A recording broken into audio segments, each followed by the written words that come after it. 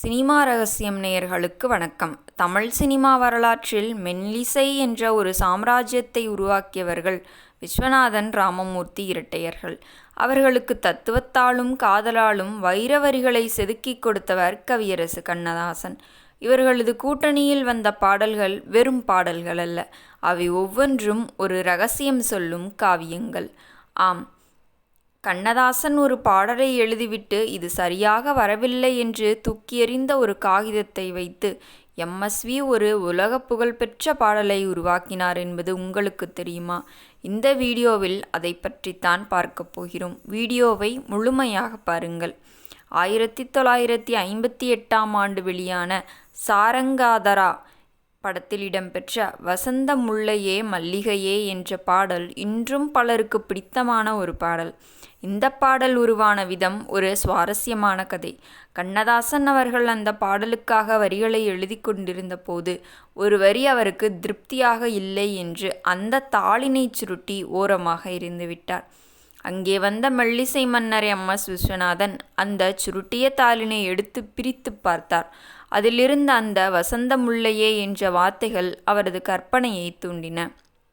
கவிஞரே, இது ஏன் வேண்டாம் என்று சொல்கிறீர்கள்? இது ஒரு அற்புதமான ஆரம்பம் என்று சொன்ன எம்எஸ்வி அங்கேயே ஒரு மெட்டை முணுமுணுத்தார்.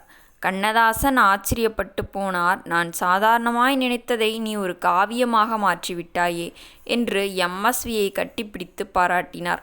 ஒரு மேதையின் குப்பையில் கூட வைரம் இருக்கும் என்பதே இதற்கு சாட்சி. இதில் உள்ள மையக்கருத்து என்னவென்றால், ஒரு படைப்பாளிக்கும் அதை மெருகேற்றும் கலைஞனுக்கும் இடையில் இருக்கும் அந்த புரிதல்தான் கண்ணதாசன் மற்றும் எம்எஸ்வி ஆகிய இருவருக்கும் ஒருவருக்கொருவர் இருந்த திறமையை எப்படி மதித்தார்கள் என்பதுதான் தமிழ் சினிமாவிற்கு பொற்காலத்தை தந்தது. கண்ணதாசன் ஒரு வரியை சொன்னால் எம்எஸ்விக்கு அதன் பின்னால் இருக்கும் ஆழம் புரிந்துவிடும். அதேபோல் எம்எஸ்வி ஒரு ராகத்தை போட்டால் கண்ணதாசனுக்கு அதில் என்ன வார்த்தைகள் அமர வேண்டும் என்று புரிந்துவிடும். நெஞ்சில் ஓர் ஆலயம் படத்தில் சொன்னது நீதானா என்ற பாடல் உருவான போதும் இது போன்ற ஒரு சுவாரஸ்யமான தர்க்கம் நடந்தது. எம்எஸ்வி ஒரு மெட்டை போட்டுவிட்டு, கவிஞரே, இதில் ஒரு வழி இருக்க வேண்டும் என்றார். கண்ணதாசன் அடுத்த 5 நிமிடங்களில் அந்த பாடலை எழுதி முடித்தார்.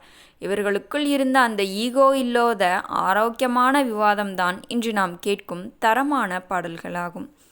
60 ஆண்டுகளை கடந்தும் நிலைக்கும் மெல்லிசை மன்னர் எம்.எஸ். விஸ்வநாதன் மற்றும் கவியரசு கண்ணதாசன் ஆகியோரது கூட்டணி என்பது தமிழ் சினிமாவிற்கு பூமிக்கு வந்த ஒரு தேவாமிர்தம். அவர்கள் பிரிந்திருந்த காலங்களில் கூட அவர்கள் மனதால் ஒன்றுபட்டே இருந்தார்கள். வசந்த முல்லையே போன்ற பாடல்கள் இன்றும் நம் செவிகளில் தேனாக பாய்கிறது என்றால் அதற்கு இந்த இரு பெரும் மேதைகளின் உழைப்புதான் காரணம். நேயர்களே, இந்த வீடியோ உங்களுக்கு பிடித்திருந்தால் மறக்காமல் நமது சினிமா ரகசியம் சேனலை சப்ஸ்கிரைப் செய்து கொள்ளுங்கள். இந்த வீடியோவிற்கு ஒரு லைக் கொடுங்கள்.